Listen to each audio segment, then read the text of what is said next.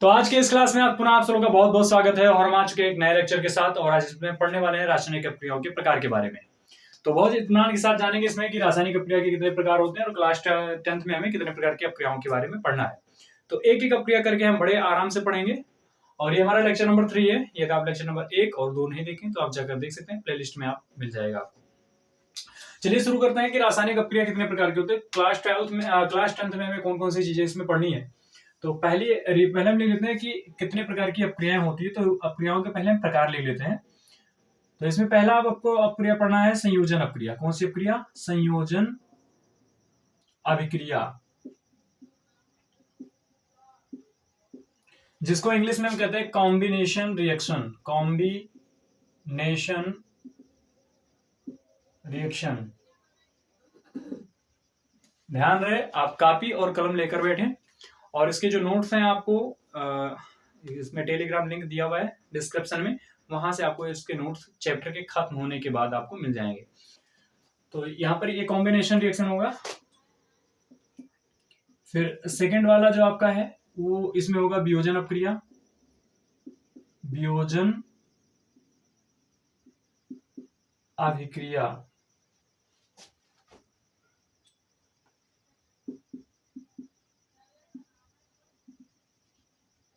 Dissociation reaction. फिर इसमें हम पढ़ेंगे विस्थापन अपक्रिया। कौन सी अपक्रिया? विस्थापन अपक्रिया। इंग्लिश में इसको कहते हैं डिस्प्लेसमेंट रिएक्शन। ठीक है। फिर हम अगला पढ़ेंगे द्विविस्थापन अपक्रिया। द्विविस्थापन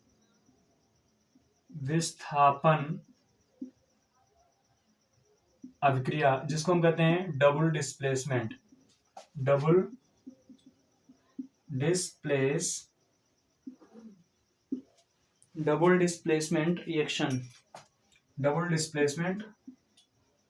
रिएक्शन। फिर अगला आपका है इसको उभय अपघटन अपक्रिया भी कहते हैं। कौन सी अपक्रिया कहते हैं? या उभय अपघटन अपक्रिया। उभय अपघटन। ठीक है। फिर आपका अगला आता है, इसमें हम पढ़ेंगे ऑक्सीकरण अपक्रिया। कौन सी अपक्रिया? ऑक्सीकरण अभिक्रिया, जिसको हम ऑक्सीकरण अपक्रिया कहते हैं ऑक्सीडेशन रिएक्शन। क्या कहते हैं इसको? Oxidation reaction. ठीक है। फिर हम पढ़ेंगे अपना अपचयन अपक्रिया। अपचयन अपक्रिया, जिसको इंग्लिश में कहते हैं रिडक्शन रिएक्शन। फिर हम अगला बात कर लें तो इसमें हम पढ़ेंगे उत्क्रमणीय अपक्रिया। उत्क्रमणीय अभिक्रिया, जिसको कहते हैं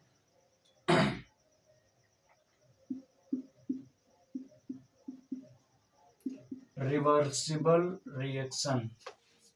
फिर एक आपकी आती है, अगले रिएक्शन लिख लेंगे अनुत्क्रमणीय अपक्रिया।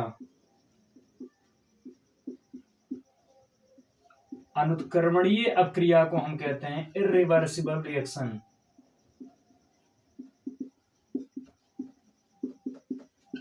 ठीक है। अगला लिख लें इसमें। और फिर हम पढ़ेंगे ऊष्माक्षेपी अपक्रिया। कौन सा हमारा है? 8वां है। फिर हमारा 9वां रिएक्शन होगा ऊष्माक्षेपी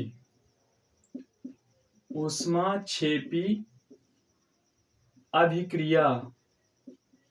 इसको इंग्लिश में कहते हैं एक्सोथर्मिक रिएक्शन। ठीक है।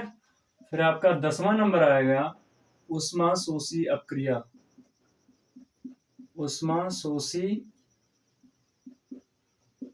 अपक्रिया, इसको कहते हैं एंडोथर्मिक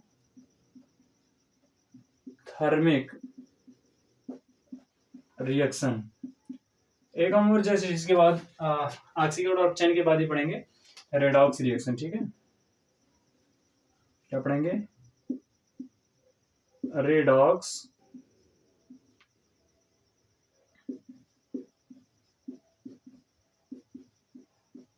रिएक्शन। ठीक है, तो इतनी अब क्रियाओं के बारे में बेसिक बेसिक पढ़ेंगे, जो हमारी 10-11 क्रिया हैं इनके बारे में हम पढ़ेंगे।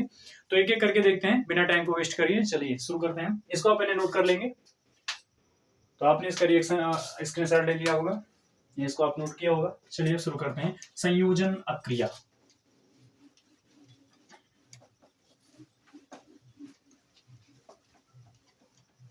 तो क्या है भैया जी संयोजन अक्रिया? सिंपल तरीके से जानेंगे कि जब दो या दो से अधिक अभिकारक आपस में संयोग करके और किसी एक एकल उत्पाद का निर्माण करते हैं तो क्या कहते हैं? संयोजन अक्रिया कहते हैं। सिंपल सिंपल से क्या है, जब दो या दो से अधिक अभिकारक और अभिकारक में आपका क्या क्या हो जाएगा? परमाणु, अणु और आयन आपस में संयोग करते हैं। क्या करते हैं? आपस में संयोग कर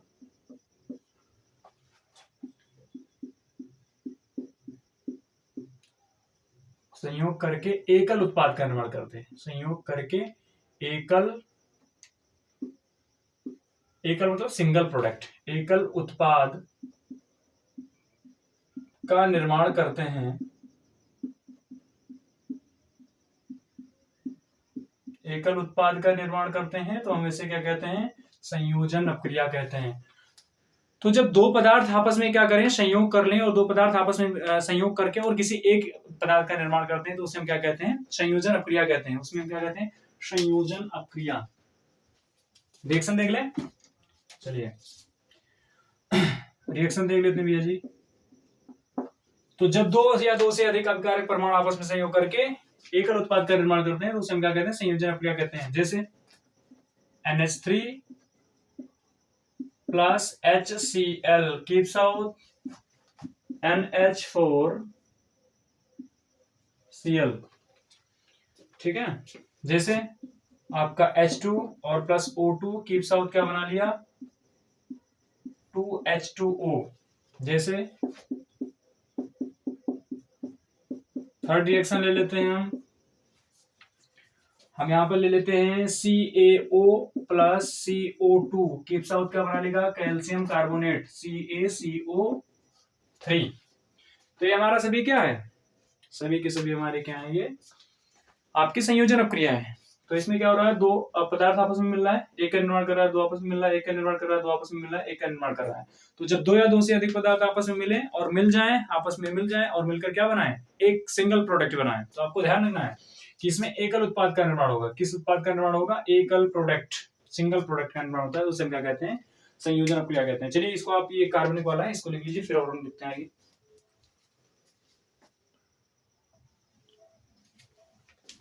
चलिए संयोजन अक्रिया की कुछ ऑर्गेनिक कंपाउंड में हम देख लेते हैं किस प्रकार से रिएक्शन होता है। हमारे कभी कभी क्वेश्चन आ जाता है कि संकलन अक्रिया को बताइए, आप परिभाषित कीजिए। तो इस तरीके से जब आते हैं तो कार्बनिक यौगिक को मैं कह देता है संयोजन अक्रिया को बताइए। तो बोर्ड एग्जाम में कई बार क्वेश्चन आया है हमारा, तो इस चीज को हम पहले यहाँ पर देख लेते हैं। संयोजन अक्रिया किस प्रकार से देखते हैं। हाँ, तो इसमें आपका एक रिएक्शन है जिसको हम कह सकते हैं कार्बनिक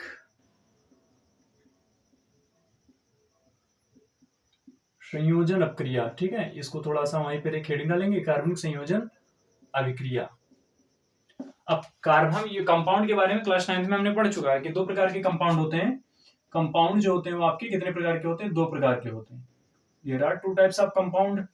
एक होता है आपका ऑर्गेनिक कंपाउंड, ऑर्गेनिक कंपाउंड, और एक क्या होता है आपका? Inorganic compound, inorganic compound. Hindi में बोले तो, इंग्लिश में बोलते हैं इसको ऑर्गेनिक कंपाउंड को, और हिंदी में इसको कहते हैं कार्बनिक कंपाउंड। इनऑर्गेनिक को कहते हैं अकार्बनिक कंपाउंड। कार्बनिक कंपाउंड होते हैं जिसमें क्या पाए जाते हैं? कार्बन मुख्य भूमिका निभाते हैं, और इसमें कार्बन नहीं पाए जाते हैं। ठीक है, तो बस यही चीज होता है। इसमें देख लेते हैं सिंपल तरीके से। तो हमें इनऑर्गेनिक वाला भी हमने देखा है ना, जैसे आप ले लीजिए CO प्लस Cl2 ले लीजिए तो COCl2 बन जाता है आपका ना। तो ऐसे ऐसे रिएक्शन है जिसमें आपके कार्बन ना पाया जाए उन्हें हम कहते हैं इनऑर्गेनिक। कार्बन पाया जाए उसे क्या कहते हैं? ऑर्गेनिक कहते हैं। चलिए इसमें भी एक रिएक्शन ले लेते हैं, RXN। ये रिएक्शन आपको अगले भी चैप्टर में मिलेंगे, चैप्टर नंबर 4 में भी मिलेगा। हम यहीं पर देख लेते हैं। तो आपने क्या किया, यहाँ पर लिया CH2 डबल बॉन्ड CH2 और प्लस यहां पर ले लिया H2। अब देखेंगे इसमें आप कि हमने यहां पर दो चीज लिया है। एक यहां पर क्या लिया, एथीन लिया। क्या लिया, एथीन। इसका नाम है एथीन और इसको हम कहते हैं हाइड्रोजन। यहां पर हम क्या करते हैं, निकल चूर्ण लेते हैं। क्या निकलते हैं, निकल चूर्ण। और टेम्परेचर कितना करते हैं, 200 से 300 डिग्री सेल्सियस। हमने आपको बताया है कि यहाँ पर जो ये लिया गया है ये उत्प्रेरक है। क्या है, उत्प्रेरक है। तो CH2 double bond CH2 plus H2। अब ये बनेगा क्या, तो ये बनेगा आपका CH3 सिंगल बॉन्ड CH3, जिसको हम कहेंगे एथेन। क्या कहेंगे, एथेन कहेंगे।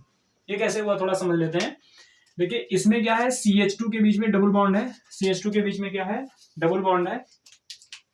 तो ये वाला बॉन्ड टूट जाएगा आपका। तो जैसे ये बॉन्ड टूटेगा तो इसमें कार्बन की जो बैलेंसी हो जाएगी वो कितनी हो जाएगी, 3 हो जाएगी।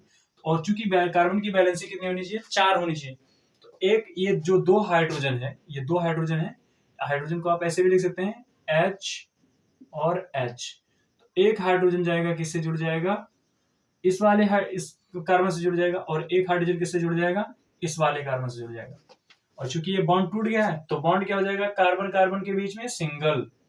और एक हाइड्रोजन यहां से जुड़ जाएगा, एक हाइड्रोजन इससे जुड़ जाएगा। तो CH2 की जगह पर CH3 हो जाएगा और इस CH2 की जगह पर CH3 हो जाएगा और ये आपका कंपाउंड बन जाएगा। इसको कहते हैं कार्बनिक अभिक्रियाओं में संयोजन या कार्बनिक संयोजन अभिक्रिया कह सकते हैं। ठीक है, एक रिएक्शन और ले लें इसी पे।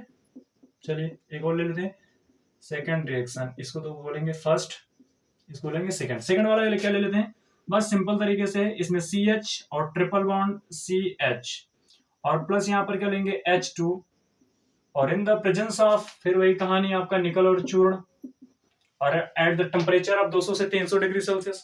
फिर यहाँ पर क्या करना है आपको, जस्ट ये वाला तोड़ेंगे इसमें। और जैसे आप इसमें तोड़ेंगे होगा क्या कि यहाँ आप जानते हैं इसमें दो हाइड्रोजन है। कितने हाइड्रोजन है, दो हाइड्रोजन है। एक हाइड्रोजन जाएगा यहां से जुड़ेगा, एक हाइड्रोजन जाएगा यहां से जुड़ेगा। तो चलो देख लेते हैं, जब एक हाइड्रोजन इससे जुड़ेगा तो यहाँ पर क्या हो जाएगा CH2। दो हाइड्रोजन है ना, एक हाइड्रोजन, तो एक हाइड्रोजन जब इससे जुड़ेगा ये वाला तो क्या हो जाएगा CH2। चूंकि एक बॉन्ड टूट गया तो क्या बचेगा, डबल बॉन्ड। फिर ये क्या होगा C और एक हाइड्रोजन अगर इससे जुड़ गया तो एक हाइड्रोजन यहाँ पर ऑलरेडी था, एक हाइड्रोजन जुड़ गया तो फिर क्या हो गया CH2। तो फिर यहाँ क्या हुआ, ट्रिपल बॉन्ड से क्या हो गया, डबल बॉन्ड। हम संतृप्त संयोजन अभिक्रिया में होता है कि असंतृप्त जो कंपाउंड होते हैं, हम जानेंगे असंतृप्त संतृप्त किसे कहते हैं। असंतृप्त यौगिक उन्हें कहते हैं जिनमें डबल बॉन्ड पाया जाता है। संतृप्त में डबल बॉन्ड या ट्रिपल बॉन्ड, संतृप्त जिसमें सिंगल बॉन्ड पाया जाता है।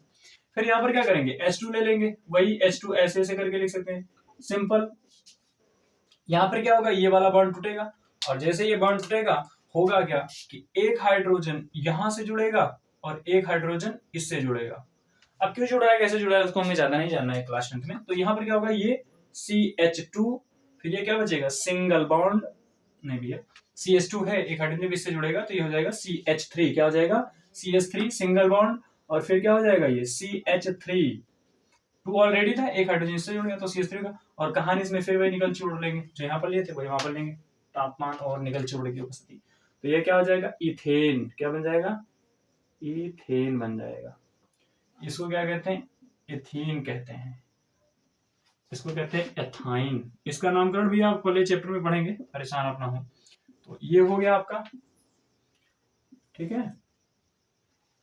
चलिए तो यहां से आपने ये वाला जो इसके आगे यहां से जो इतना वाला रिएक्शन है वो ये वाला रिएक्शन है ना, तो आप इसको देख पा रहे होंगे। चलिए इसको आप नोट करिए, फिर हम पढ़ते हैं अगला वियोजन अभिक्रिया।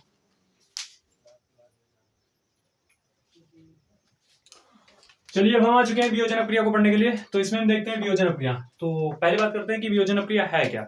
तो जस्ट संयोजन का उल्टा वियोजन। संयोजन में क्या हो रहा था कि दो चीजें आपस में मिल रही थी और दो चीजें आपस में मिलकर किसी एक चीज का निर्माण कर रही थी। इसमें क्या हो जाएगा, उल्टा हो जाएगा। तो कोई एक चीज होगी जो कि टूटेगी किसी विशेष परिस्थिति में और क्या बना लेगी, वो दो चीज बना लेगी, यानी दो बनाएगी या दो से अधिक बनाएगी। तो इसको हम लिख सकते हैं ऐसे कि वियोजन अभिक्रिया वह अभिक्रिया होती है, आपको ध्यान है नोट्स आपको लास्ट में मिल जाएंगे। तो वियोजन अभिक्रिया वह अभिक्रिया होती है जिसमें कोई एकल उत्पाद किसी विशेष परिस्थिति, जैसे ताप दाब ऊष्मा, मैंने क्या कहा, कोई एकल पदार्थ किसी विशेष परिस्थिति ताप दाब ऊष्मा की परिस्थिति में वह अपने मूल घटकों में टूट जाता है, उसे हम क्या कहते हैं? वियोजन अपक्रिया कहते हैं। ये आपका परिभाषा रहा। हम सिंपल तरीके से समझ लिख सकते हैं, विशेष परिस्थिति में, विशेष परिस्थिति में, विशेष परिस्थिति आपकी क्या होगी? ताप हो सकता है, दाब हो सकता है, ऊष्मा हो सकता है, प्रकाश हो सकता है। विशेष परिस्थिति ताप, दाब, ऊष्मा, प्रकाश आदि में एक कोई पदार्थ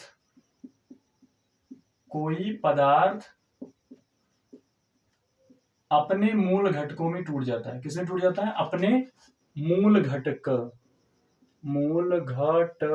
में टूट जाता है। मूल घटक में टूट जाता है। ये टूट लिखा है, टूट जाता है बस। इसे हम क्या कहते हैं? वियोजन अपक्रिया कहते हैं। कोई एक चीज है, वो टूटा, दो या दो से अधिक बन गया, बस। ठीक है, हम समझ लेते हैं वियोजन अपक्रिया भी प्रकार होते हैं। वियोजन अपक्रिया के प्रकार होते हैं, कितने प्रकार होते हैं? जो आपका डीकम्पोजिशन रिएक्शन होता है, डीकम्पोजिशन रिएक्शन जो आपका होता है वो 3 प्रकार का होता है। कितने प्रकार का? 3 प्रकार का। पहला आपका कौन सा होता है? ऊष्मीय अपघटन इसको कहते हैं। क्या कहते हैं? या ऊष्मीय अपघटन कर लीजिए या प्रकाश अपघटन कर लीजिए। ठीक है, एक होता है आपका ऊष्मीय, या कह सकते हैं आप तापीय अपघटन। कौन सा हो सकता है इसमें? चलिए ऊष्मीय कर लेते हैं। ऊष्मीय अपघटन। फिर आपका कौन सा आएगा? प्रकाश अपघटन। कौन सा आएगा? प्रकाश अपघटन। फिर आपका कौन सा आएगा इसमें? उसमें अपघटन, प्रकाश अपघटन, और फिर इसमें आपका आएगा विद्युत अपघटन। कौन सा आ जाएगा? विद्युत अपघटन। तो बस क्या है, सिंपल है।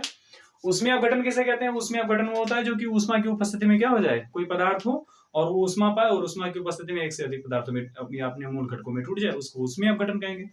प्रकाश अपघटन किसे कहते हैं? वह पदार्थ जो प्रकाश की उपस्थिति में अपने मूल घटकों में टूट जाता है, उसे क्या कहते हैं? प्रकाश अपघटन कहते हैं। ठीक। विद्युत अपघटन क्या किसे कहते हैं? जो विद्युत की उपस्थिति में टूट जाए उसे हम क्या कहते हैं? विद्युत अपघटन कहते हैं। तो बस सिंपल तरीके से लिख देते हैं। उसमें अपघटन तो जो ऊष्मा की उपस्थिति में टूटे, जो ऊष्मा की उपस्थिति में टूटता हो, टूटे। ठीक है, रिएक्शन ले लें। तो ऊष्मा आप इसमें कौन सा देखो? CaCO3 ले लो। एग्जांपल ले लेते हैं, रिएक्शन RHN। रिएक्शन क्या हो जाएगा? CaCO3, और इसमें तुमको कर देना है कैल्शियम कार्बोनेट। इसको क्या कहते हैं? Calcium carbonate. लिख दें, कैल्शियम कार्बोनेट। ये कैल्शियम कार्बोनेट जी हैं, और कैल्शियम कार्बोनेट को क्या करो? ऊष्मा दे दो। ये ऊष्मा है ना, ये टूट जाएगा किसमें? CaO, और प्लस टूट जाएगा CO2। ये आपका सॉलिड है, ये आपका गैस है, ये भी क्या है? आपका सॉलिड है। तो जो आपका कैल्शियम कार्बोनेट है वो टूट गया किसमें? CaO और CO2 में। इसको क्या कहते हैं? Calcium oxide. कैल्शियम ऑक्साइड कहते हैं इसको। ठीक है, ये।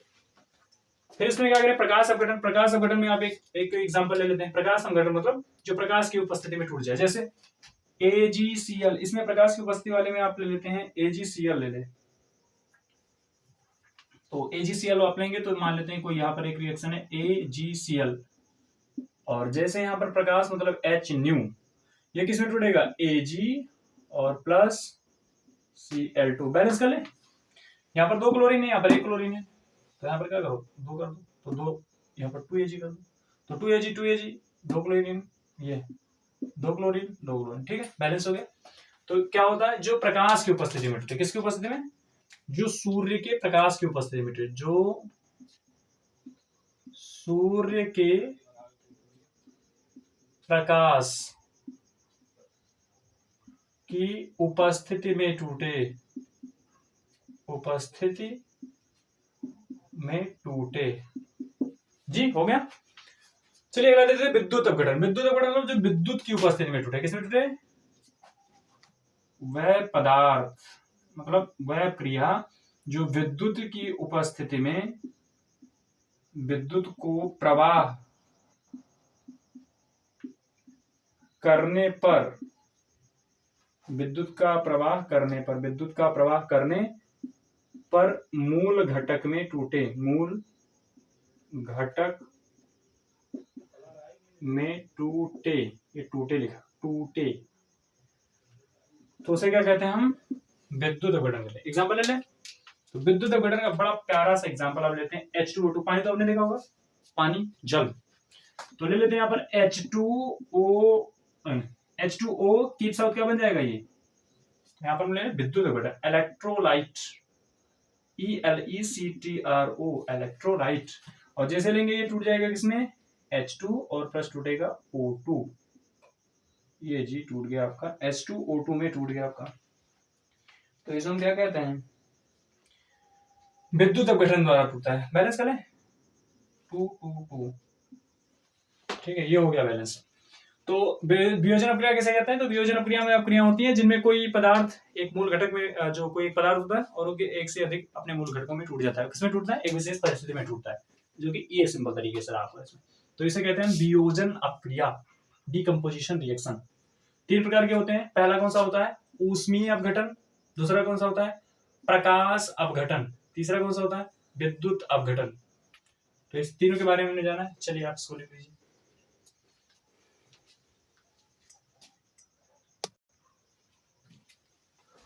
तो आपने इसको लिख लिया होगा। पूरी वीडियो देखने के लिए आपको बहुत बहुत धन्यवाद।